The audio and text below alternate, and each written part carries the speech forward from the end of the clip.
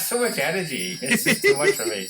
I mean, I am filled with Christmas joy and Santa's juice. That's one way to be filled. Yeah. Can we just mention your incredible backdrop, your incredible sexy lights? Thank you. You're like a fucking Jay-Z music video, Jim. It's exactly what I was going for. The Jay-Z remix of Silent Night. There we go. Yeah. Thank you to James Harding for sending me the link for this bad boy. Picked up on Black Friday from Amazon. Other massive retailers are available, I guess. Yeah. But yeah, I want to get more. I want to, have like a whole row of them, and then it will be proper like Puff Daddy. Yeah. I was going to say, just don't be surprised if I actually next week have a huge glowing neon triangle behind myself. Not that I'm jealous of your backdrop, just because I'm hoping you wear the gold bikini and start twerking. Oh, I'm doing it. Yeah. Absolutely. Welcome to Mad Science Films. I'm James Plumb, filmmaker, sexual astronaut, and as ever, I'm joined by my jolly co-host. See, now this will go against my nickname, but yeah, I'm James Morrissey, another filmmaker, and my nickname is Angry Jim. Yeah, we're sticking with that. We're not branching out. I'm fucked off every week trying to think of one, to be honest. We've had no fucking nicknames, recommended, so I'm going to stick with Angry Jim. Because it makes me angry thinking about a nickname, so it kind of ties in that way. That's fair enough, that's right. But also, as this is a special seasonal episode, we are joined by our favourite Christmas elf, Mr. Thomas Savory. Tom!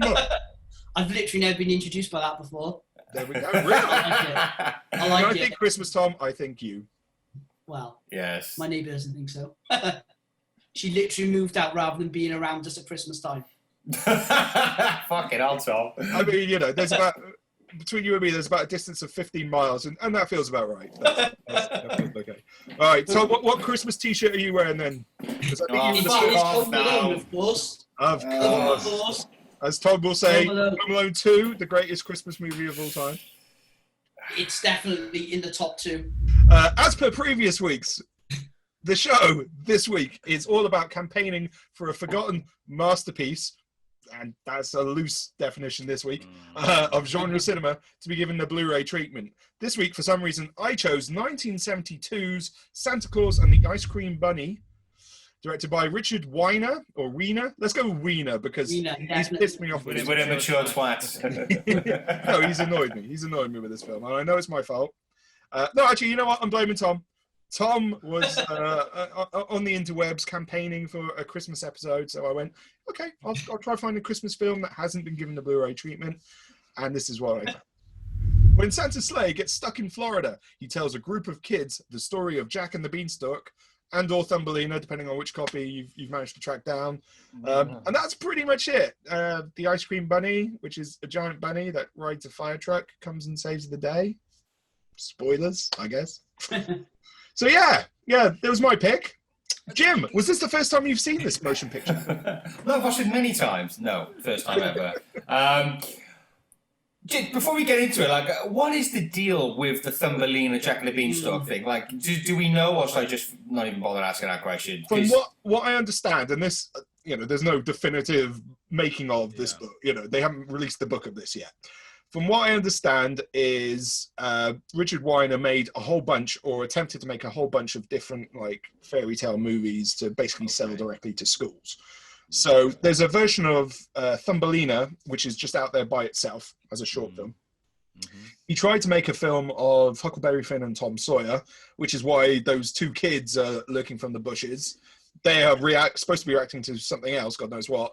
But to pad out the runtime of this film, they dropped that in there as well. And then, there was the Jack and the Beanstalk, which again, I think has been released separately. So I think he probably tried to re-release this film a number of times. I mean, this is 1972, but parts of that look like it was shot in the 60s for definite. Yeah, whether that's just because it's cheap ass film stock he was filming on, or it's just the fashions of Florida. I mean, this does not speak well of Florida, to be honest. I got to say. No. Yeah. So I think that's what it is. Basically, he's not a good filmmaker, and it's not a good film. It's not a so bad it's good film either. But what I will give him respect for is I bet he made money. I bet he made a profit on this film? Because clearly he spent fuck all on this film. I was saying to James, I think 90% of that money, the budget of that film went on the Beanstalk. 90% it must have, because it's in like almost every shot, isn't it? I don't know. I would say 50% of that also goes on fucking Animal Wranglers too.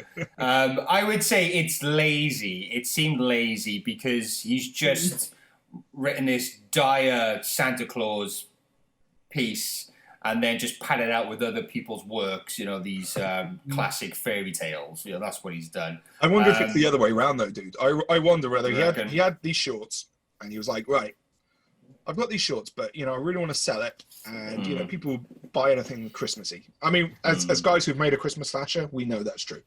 So I think he shot this wraparound sequence because there's not enough, you know, Santa crash lands in Florida under about an inch of sand, gets a bunch of kids to try dig out or pull out his thing, and then the ice cream bunny, which that was the first time I heard of the ice cream bunny. I mean, you're talking late 60s, 70s, so there's probably a lot of drugs involved in the whole writing process.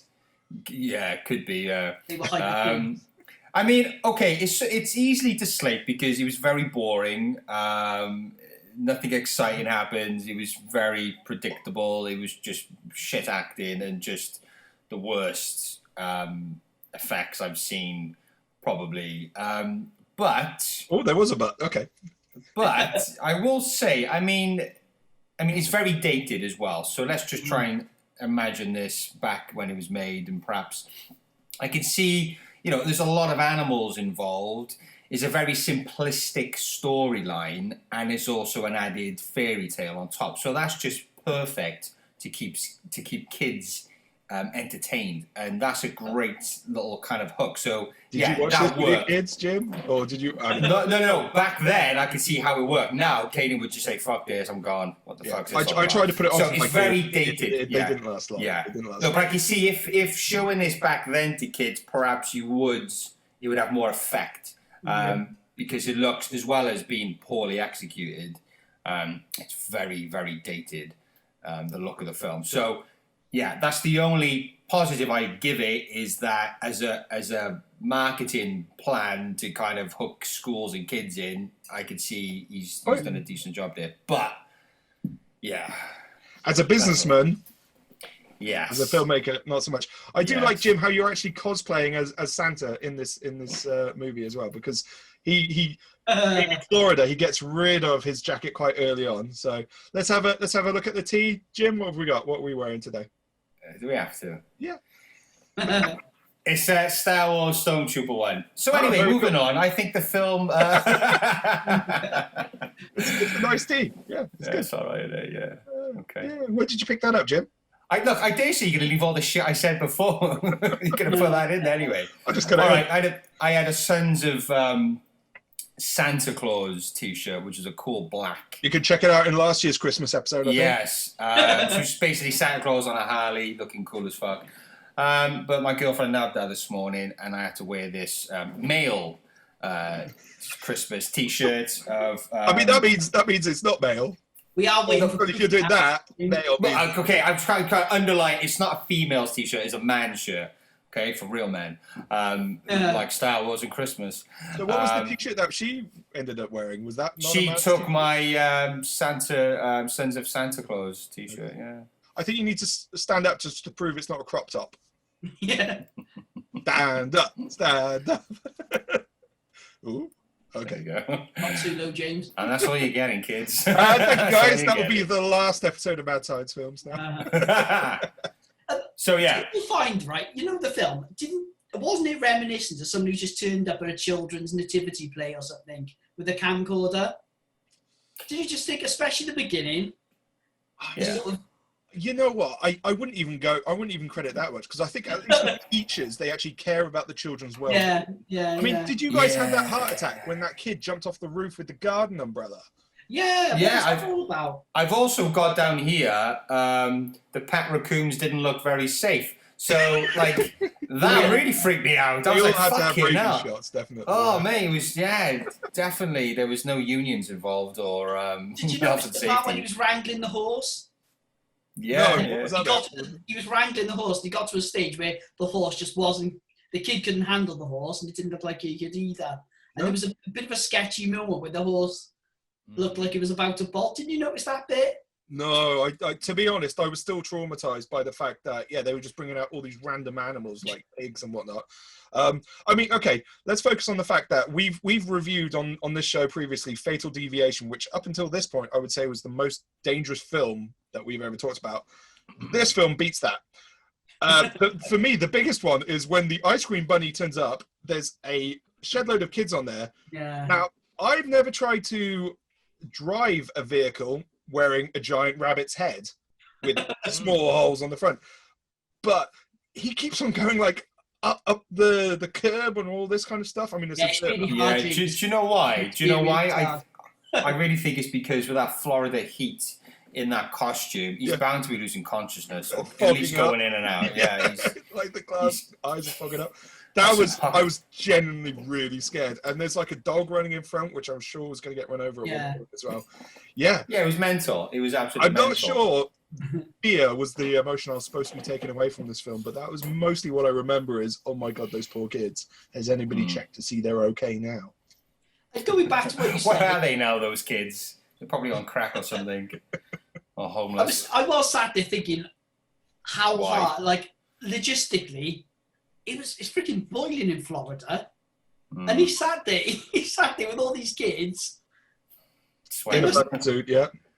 Yeah, sweating his ass off. I guarantee he must be related to the director. Surely he must be related. Because, you can pay somebody enough to do it. And clearly this film didn't have the budget to pay somebody enough to do it. So it was just like, right, go on. You're my brother. Stick on the bunny suit. There you go. Yeah. But with films, you do suspend sort of logic, and you kind of accept the world the film's doing, don't you? You're kind of like, okay, yeah, whatever. With this film, you just couldn't. There was no. Do you know what I mean? You just couldn't buy into any of it. There was just no element of the film. You think, okay, then we'll let that go because of this. You know, like Star Wars. When you watch Star Wars, you think a galaxy far, far away, a long time ago. You're like, right, okay. The majority of this doesn't really work, but I think for me the hook that I could believe it was happening in Florida. Yeah. And they've got such a poor regard for life. That's sure. I could believe that kids jumping off roofs with umbrellas and people were filming it. That bit just felt like a documentary, to be honest. Didn't you find it was a bit creepy as well? Like there was elements of it that were quite like that song at the beginning was quite eerie, wasn't it? I mean, to go on forever. Clearly, at no point did they bother thinking, right, we'll actually sync up the sound with the visuals. And so you had all these kids doing like this, and they were at times there wasn't even music playing. Yeah, I mean, the songs were so bad. It was almost like they were kind of improv'd there and then, and they just put some shit backing track to it. Yeah, Jim, like you said, I think kids. No, I don't even think kids of that era would eat any old shit up. I think grown-ups assume that kids would eat up any old shit. Yeah. So, I think, very little thought was put into this beyond I've got a, sleigh, some stock footage of some reindeer, nowhere near Florida or the North Pole. And let's make a movie. Yeah. No, clearly that was what's happening. So you got to give credit for that ambition. And he did manage to work with kids and animals. Yeah, those are the two things you don't work with. So we have to give him some credit. He just fucking surrounded himself with as many kids and animals as he could possibly find. And like I said, it's freaking hot in Florida. When I was in Florida, it was so hot, I had to have an old man sleep on a park bench. It's hot. I like to make a film in Florida with however many children. I would love to walk past Tom. This pasty Brit on a Florida bench. She freaking just left me. I'm not surprised, Tom. I don't blame her, I've got to be honest. All right. Well, I mean, has anybody got anything positive to say about this film, or shall we kind of move on? I think the only positive is the fact he worked with children and adults and animals even. Bless you, Tom. Bless you for finding the positive. I do respect that. That's good going. Righty, so let's move on then. So, Jim, you've watched this motion picture. What boutique Blu Ray label would be best placed to release this film? I don't think anyone would even fucking buy it, to be honest, so I wouldn't even fucking bother. I really don't think anybody would bother fucking buying it. It's probably a waste of fucking discs and ink.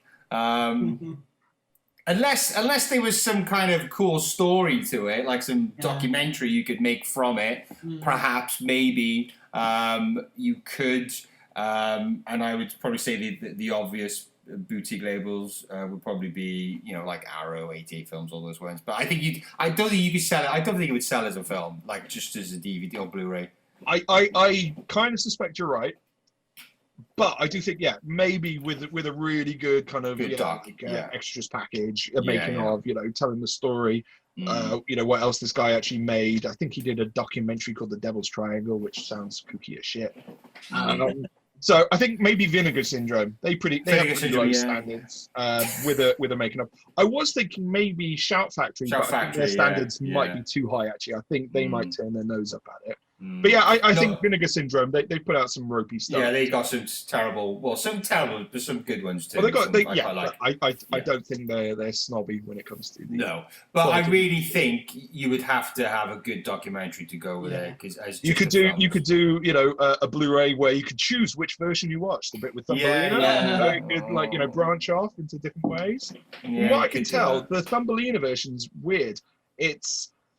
You have the whole Santa story and then the Thumbelina story, whereas at least with the Jack and the Beanstalk one, it's kind of like in the middle as a story that Santa tells.